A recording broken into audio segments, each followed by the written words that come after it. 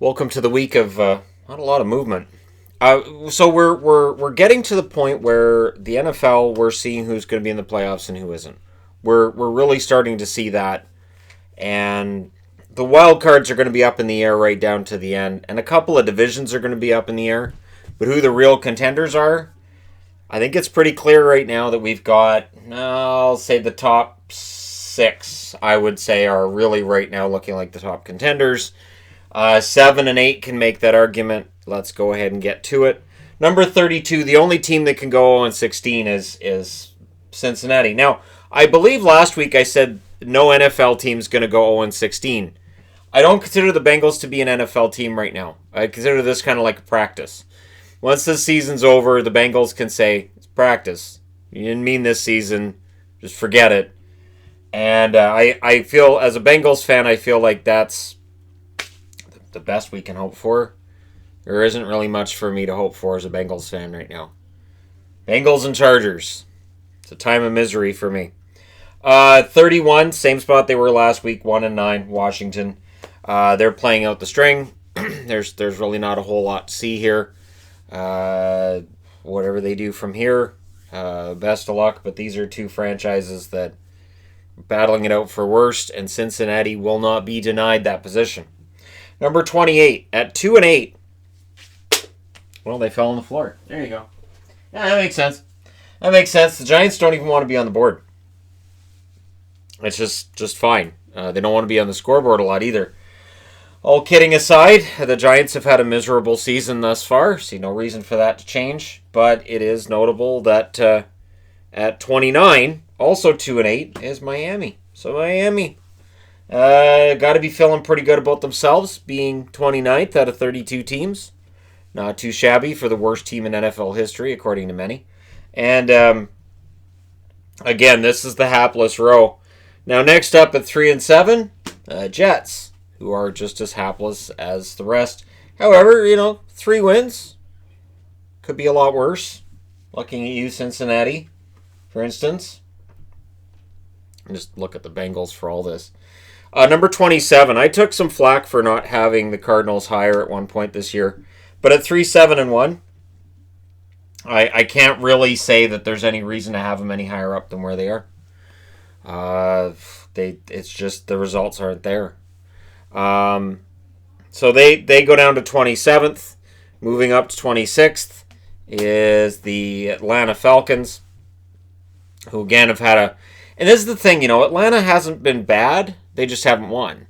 And it's that fine line, right? Where you're like, well, these games were close and you can make the argument they should have won that, but they didn't. So, at the end of the day, they're better than these teams. But when you think about what could have been, the Falcons could have been a whole lot better than where they're at right now. Number 25, and I agonized over exactly where to put these guys. At 3-7, I'm going to put Denver down at 25. They had a lead and they blew it.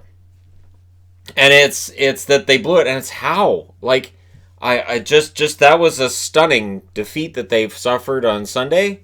I watched the second half of that game going, well, I guess Denver's going to, it's going to be close. Oh, you know what? This is going to be, no, never mind. Denver's dead. So I put them at 25, and I agonized a bit because at 24, I've got the 4-7 San Diego Chargers. And for the Chargers, who are now LA, I did call them San Diego. Everybody does it. It's a common thing to call them San Diego.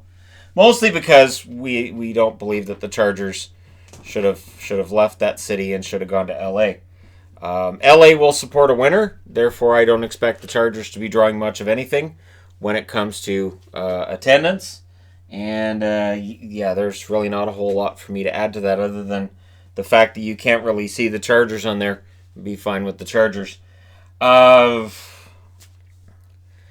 defeats are close defeats, but in the end, they're just not getting any wins. And this is where 2 weeks ago there were people saying, "Hey, they're 4-5. They're going to go on a run in the second half. They're healthy now." No, they're not. They're not going to go on a run in the second half. They're 9-7. The best they can do is 9-7. They're 4-7. The best they can do is 9-7. I'll get it straight. And in reality, the best they're going to do is probably 8-8. Well, that doesn't make the playoffs. So It doesn't matter what kind of run the almost said San Diego again, that the LA Chargers go on from here. They're done. Their season is finished in terms of any kind of aspirations towards the playoffs, and they're the Chargers. They are who we thought they were. Number 23. These guys are 3-7. I'm not going to drop Tampa any lower than this because I think they're better than the teams in the bottom row. I know the results haven't been great, but if you're looking for a team that's going to bounce back next season and could have a great year, Tampa Bay for me would be at the top of the list. I'd have Atlanta on that list too, as teams that next year we could see a big turnaround for them. But yeah, for Tampa Bay, it's been a really rough run. 22 at 4-6. Jacksonville. Now the funny thing is, in their division, the leaders are tied at 6-4. Jacksonville at 4-6. It's possible. It's not likely, but it's possible that 9-7 wins that division, and it's possible these guys go 5-1 and make a run for it. Again, it's not likely, but there's only 2 games separating the top team from the bottom team in that division, and we can discuss whether that means the division's weak or mediocre or it's a good division, but either way, I have Jacksonville at 22nd. At 21, I had thought about making a video about the helmet swinging incident against the Steelers. And, I will say this. The Cleveland Browns are the most jinxed franchise in sports, maybe. So they get a win, right? And they needed that. They can't afford to lose another game. They have to win out from here. And in that win, they lose a star player for the rest of the season because he does something stupid. And it was really, really, really stupid. It's one thing to pull a guy's helmet off. It's another thing to beat him with it. And really just so stupid. And I will agree that he was lucky that Randolph got up and walked off the field. He's lucky that Randolph was okay. If that helmet had really connected and done some actual serious damage, and if we're looking at a long-term injury for him, for Randolph, or Rudolph, Nick Rudolph, right? Randolph. Mason Rudolph. Yeah, maybe I had a head injury too this week. I don't know. There's some. I'm at that age now where you have some moments where you're kind of sort of in and out, and maybe I had a head injury too. At any rate, very, very fortunate for the Browns that there wasn't a head injury there that we saw or we heard of after the game. And it overshadows the fact that they won that game. That they hurt the playoff chances of the Pittsburgh Steelers, and they helped themselves keep that very, very, very faint light of hope alive. But again, they kind of need to win out. If they don't, that's pretty much it for them. At number 20, 4-6, Chicago. Right around middle of the pack. That's kind of what they are. A little bit below middle of the pack. Yeah, it's about right. We'll see what Chicago does the rest of the year. It's a tough division, so they're not going anywhere in that division. Number 19 at 3-6-1 is Detroit. And, I'm impressed with individual players in Detroit. I'm impressed with individual plays with Detroit. But the overall games, they're losing. So again, NFL, you have a lot of teams that are losing games by close scores, but they're still losing the games, and Detroit is one of those teams. So for the Lions, at 3-6-1, their season's pretty much done. They're pretty much playing out the string as well. This is part of the reason why with the power rankings I was considering dropping the bottom row, because I don't think a lot of these teams have any hope left. And so we may not see a great roster. We may see teams getting ready for next year. And just we may see some really tough efforts all around. But that's Detroit. And then from there up, everybody else has a shot at the playoffs. Starting at 18, the Steelers, with Mason Rudolph as their quarterback. Who could forget Mason Rudolph as their quarterback? Anyhow, with Mason Rudolph as their quarterback, they do have to bounce back from the loss against the Browns. We'll see how that works out for them. But considering the incident that took place and everything else, the fallout from that, you can use that as inspiration to bounce back in your next game. I would expect that. Never count the Steelers out of at least making a playoff spot as a wild card. Not going to say whether or not they do anything in the playoffs, but never count them off as a playoff team. 17 also at 5-5 is Tennessee.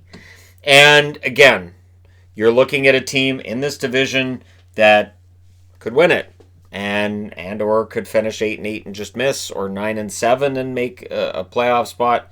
It's going to be really interesting to see what happens there. Tennessee, as we come up, this is the last, I believe, of the bye weeks, and then everybody's already had their bye, and then everybody's playing from there on out. So Tennessee, we'll see if they can go to 6-5 and keep themselves relevant, or drop to 5-6, and then we have white knuckle time from there. Number 16 at 5-5 are the Eagles. The Eagles finally fall behind the Cowboys in that the Eagles lost at home against the Patriots. Now, it wasn't a convincing victory for the Patriots, so I'm not sure that it told us a whole lot about New England. Certainly, it's a game that I've seen comments about how it's made Brady look older, but it also didn't say a whole lot for the Eagles that they didn't come out of it with the victory, and they needed that victory. Now, it's going to be between the Eagles and the Cowboys who wins that division. And I really think it's going to end up being the Cowboys. The schedule is easier for Philadelphia than for Dallas from here. But all things considered, I think the Eagles probably finish at 9-7 or 8-8. At 9-7, they might tie Dallas, but I think Dallas could end up at 10-6. It's going to be a bumpy ride from here, I think, for Philadelphia, just in general. Number 15 at 6-4 is Indianapolis, and again, there may be comments that I'm disrespecting them by having them lower than top 10, but I just, they're so back and forth every week. I don't know what to expect from them, and they could win their division. Absolutely, they're tied with Houston. They could win that division. It's going to be very interesting to see what happens there. Number 14 at 6-4, the Raiders. Hanging around, 6-4. Could end up 9-7, could end up 10-6. And they're hanging around. And while I don't see them pushing the Chiefs out of first place, they're 6-4. So yeah, anything could happen here. And when these guys go to Vegas, maybe you're getting a playoff team. Who knows? The Raiders, they're hanging on. Number 13 at 5-5. I had considered dropping the Panthers down, and we'll see how they do this week. So if they have another off week, they likely end up down as low as here, which is your playoff boundary seems to be 18th.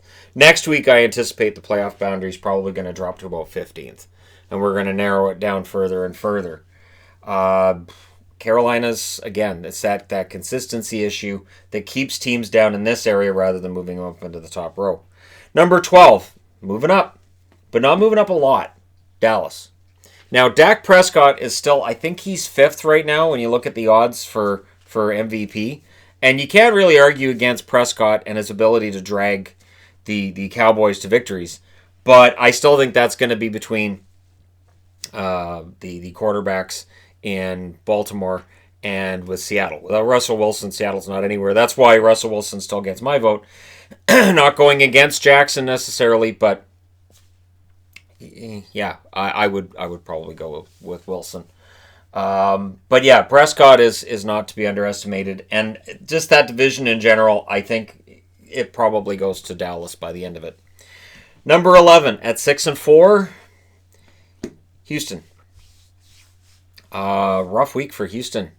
I was stunned by the score of that game, and I watched the second half, and I was like, "Wow, this is kind of a beating. This is something." They probably should have been shut out, considering the way they played the first, I'll say, 2.5 quarters of that game. But they avoided the dreaded shutout, but they didn't avoid getting thumped. So we'll see if they bounce back this week. But for me, it does drop them out of the realm of contenders. I don't look at Houston as really a contender at this stage. Number 10 at 6-4, the Rams. These guys, the Rams. And I don't know, 1 week to the next, right? We'll see if they end up being a team that ends up in the playoffs, because they are 3rd in their division. And they look pretty entrenched in 3rd in their division. They're not going to drop below that, but I don't see how they rise above 3rd in their division. So they're hoping, praying for a wild card. We could see 3 NFC West teams in the playoffs. That would be pretty stunning number. But yeah, we'll see what ends up happening with the Rams from here. Number 9 at 7-3 is Buffalo. Now, Bills fans are big on their defense. There are a number though who look at Buffalo and they say, you know what, they're 7-3, but look at their division. Look who they're playing. Now, they handedly beat Miami this week, which is good. You have to handedly beat Miami. And not everybody has. That's why Miami's no longer 32nd on this board. That's where Cincinnati will reside the rest of the season, in all likelihood. Although Washington might fight for that 32nd spot before the season's over. But I can't penalize Buffalo when they're getting victories. It's the same argument I had about New England early in the year, throughout basically the first half of the year. You can't penalize a team when they're winning. You can't drop them in a power rankings while they're winning games. So I don't see Buffalo as a Super Bowl contender, but should they end up in the playoffs? Probably. Can we have that discussion after the season about them making the playoffs ahead of another team that might be better but had a tougher schedule? That's a worthy conversation to have, and when we go into the playoffs, I could do a video on that, because I'll stop doing power rankings once the regular season's over, and then we'll do previews for the playoffs and discussions of who missed and how much easier certain schedules were than others. But Buffalo, number 9. Number 8, Kansas City. 7-4. Mahomes is back. And we'll see whether or not Kansas City pushes their way up into here. That top 6. Again, I think there's any 6 teams I think you can make an argument for right now as potentially winning themselves a Super Bowl. Outside of that, it gets a little trickier. And Kansas City, for me, it's a little tricky right now at 7-4. But with Patrick Mahomes back, we'll see. And with the whole MVP talk, Mahomes is a guy who can absolutely wrest that back from almost anybody, even though he missed some games. But if they end up going 12-4, and if Mahomes ends up being a big part of that, the MVP argument is right back for him. Number 7 at 8-3, Minnesota. So you can look at a team and say, well, they made a huge comeback. Yep. They needed a huge comeback. That too. So, right? Glass half empty, glass half full. But they're 8-3. So, for Minnesota, things are looking pretty darn good. This is a really good record. Kirk Cousins is playing really well. He is. Now, takes a big second half, but he's playing pretty well. And so Minnesota, I don't see them as a team that I could see being in a Super Bowl this year. But they're not far behind number 6. And this is where people get mad, right? Because I have Green Bay in 6. People will say, well, Green Bay deserves to be higher than that. But again, Super Bowl contenders for me start at 6. Green Bay belongs there. Green Bay could absolutely win one. But at 9-1, sitting at 5th, again, is New England. Now, I would have bumped New England higher than 5th. But it wasn't a convincing victory in Philly. It was Philly. Philly's 5-5 overall, so that's a team that's got a better record than a lot of the other teams they've beaten. But there are still some concerns when it comes to New England and their offense. And I'm aware of how good Brady is. I'm also aware that Edelman threw the TD pass this week. So, right? So, when your quarterback doesn't throw the most passes that week on your team, it shows that A, you can win by other means, but B, it shows there is some weakness there. And I think Tom Brady started to kind of show, not necessarily his age, but that he's at least older. Number 4, 8-2, and that is the New Orleans Saints. So you'll notice that nothing has changed between these. I think this has all stayed the same.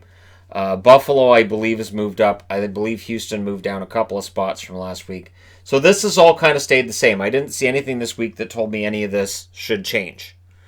New Orleans, fantastic run for them.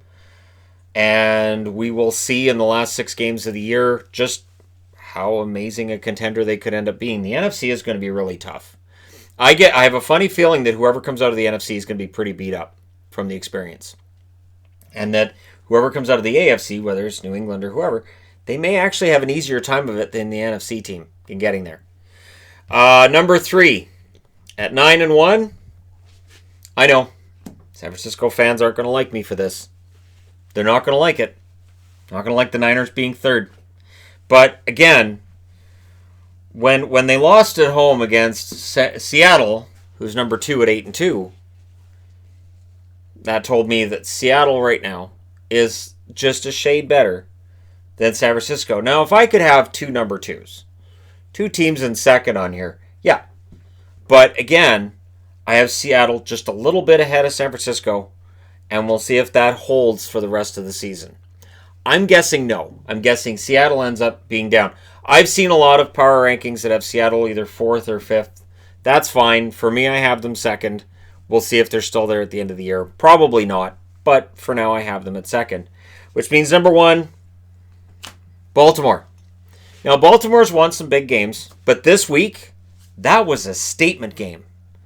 That was absolutely a statement game by the Ravens. And anybody who might have thought, well, yeah, they beat the New England Patriots, but let's see what they can do the rest of the season. Those 2 losses were kind of concerning. How they happened and against who? No. Today, these guys are number 1. Whether they end up being number 1 the rest of the year, that'll be decided. I could see San Francisco being number 1. I could see New England potentially being number 1. Although, New England would have to play a lot of good teams down the stretch, and we'll see how that works out. But, yeah, Baltimore for me is the number 1 team. I don't have any reason not to have Baltimore in first. And at halftime of their game this week, I moved them up first. I was like, okay, so they're first this week. That's that.